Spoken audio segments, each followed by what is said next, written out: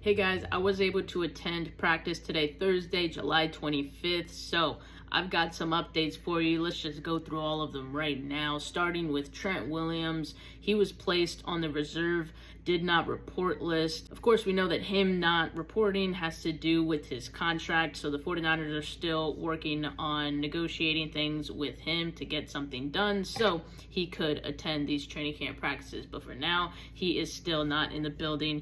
As for Brandon Aiyuk, he is there. I did see him chatting up with Talanoa Hufanga during team periods off to the side. Very, very low-key, very incognito. I also saw Ricky Pearsall, who's dealing with a hamstring injury, doing some side work on the field. He was sprinting, jogging. It was faster than a jog in my opinion, so I think it'd be between a jog and a sprint, but not exactly full speed, but a slow sprint, if you will. Looks like he's progressing in his rehab from his hamstring injury. That is good news. So let's start with the offense for updates today. First of all, Brock Purdy seems to be in command of this offense. There is no question about that. As far as the number 2 quarterbacks, you have Dobbs, who's still a little shaky. Like, he just doesn't look very comfortable out there. It just feels like the pressure gets to him pretty quick and, maybe a little bit panicky. I believe he threw at least one interception that I saw.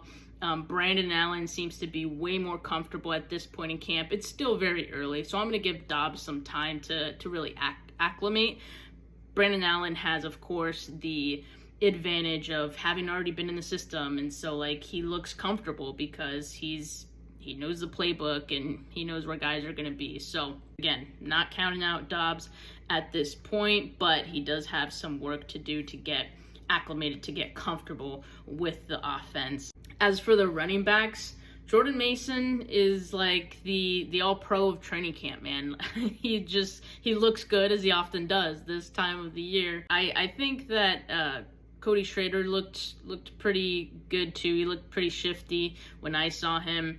And of course, there aren't any pads on, so I don't put too much stock into what the running backs look like at this point in training camp. But, Jordan Mason's doing Jordan Mason things, as he does, like I said. As for the wide receivers, Deebo Samuel does look a lot thinner. I'm not just saying that. He looks great. He caught a few passes today, as did Chris Conley. He seemed to be a favorite of the quarterbacks today. And then Juwan Jennings was pretty active as well, catching a few balls. He looked pretty good. He looks in command of the added role that he has right now while Brandon Aiyuk is out. And so Juwan Jennings enjoying the extra snaps. Ronnie Bell, I think he looks good. He looked pretty comfortable. He was working on some return stuff as well, and I know that was something that was a little shaky for him last season, but Ronnie Bell looked pretty comfortable working in that role in today's practice, so we'll see how that goes. Trent Taylor had maybe one of the best catches of the day. It was on a crosser from Brandon Allen. He dove to get it, so that was probably one of my favorite plays of the day. Is definitely impressive. And then Danny Gray, I really feel like they're feeding Danny Gray quite a bit. Like, he's getting peppered with targets throughout the practice, and just based on how we heard the first practice go, it just sounds like he's getting every opportunity to see what the 49ers have in him. I think they really want to see what they have in him, so giving him a large amount of targets. And, because he's fast, he is able to, beat some guys. And so I feel like the quarterbacks are leaning into that a bit. He did have a rep it was against Samuel Womack. There was actually 2 plays. On one, Womack got a pass breakup on Danny Gray. That was all Womack at that time. Although I kind of feel like the ball bounced off of Danny Gray's chest more so than Womack had a hand in breaking it up, but I don't know, maybe that was just from my vantage point. And then the other play, let me see if I can find it, along the left sideline, and it was Brandon Allen again, and I thought Womack held Danny Gray, but I didn't see any flags get thrown, so of course it ended up being an incompletion, but I would have called a flag DPI on Womack for that one. But so far, it seems like Samuel Womack, not to get into the defense already, but Samuel Womack does look a little more aggressive in his play so far, which isn't a bad thing. He can use that, as can Danny Gray in his aggressiveness. So I'm all for it. As far as Kittle, like, he was pretty active today. I didn't really get a good look at any of the other tight ends because I'm still learning jersey numbers. So there were a few that made catches here and there. I know Braden Willis got a catch, but as far as knowing who's who, I only know Kittle and Braden Willis. Cam Latu, I don't recall seeing him catch anything, but he is out there. So I'll look to keep an eye on him going forward in future practices. As far as the offensive line, here's who we had. So at left tackle, it was Jalen Moore. At left guard, it was Aaron Banks. And then, get this, at center, Brendel and Feliciano were rotating first-team reps. Interesting. So at right guard, you had Spencer Burford. And Spencer Burford got all of the right guard snaps in this practice. So that was pretty interesting to see. I'm not quite sure what they're envisioning there. I personally wouldn't have that much confidence in Spencer Burford, but who knows, maybe they want to see what Feliciano can do at center. I don't know, but I'm just saying that's what they did today. And then at right tackle, it was Colton McKivitz. As far as the defensive line and the starting defensive line unit, you had Nick Bosa, Javon Hargrave, Malik Collins, and Leonard Floyd. It was a pretty solid group of guys right there. And then, of course, you get Gross Matus and Jordan Elliott rotated in for some of those guys as well.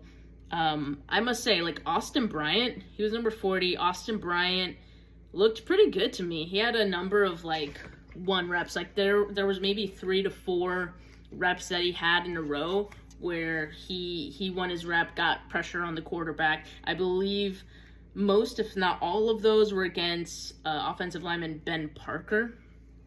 But Austin Bryant impressed me today. I thought he was pretty solid.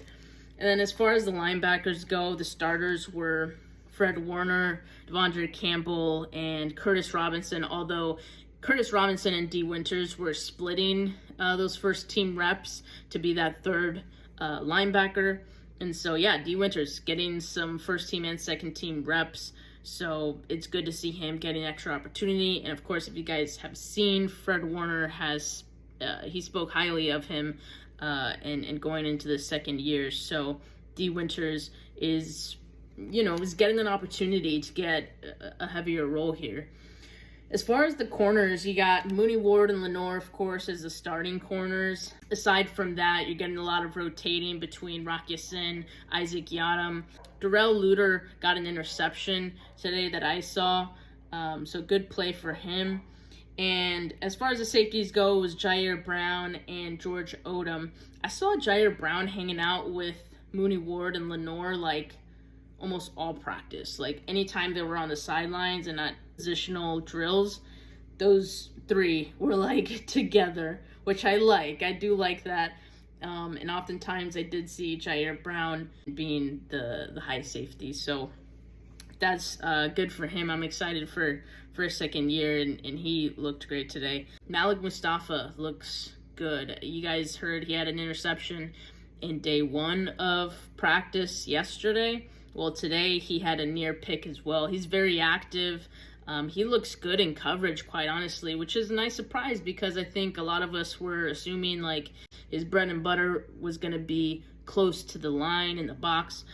And that's still true, but that doesn't mean he's lacking in the coverage. So he's impressing so far in that aspect, and he is very active and quick to get to a spot. So that has been impressive so far. But that's it for July 25th update on training camp, and more to come. So stay tuned.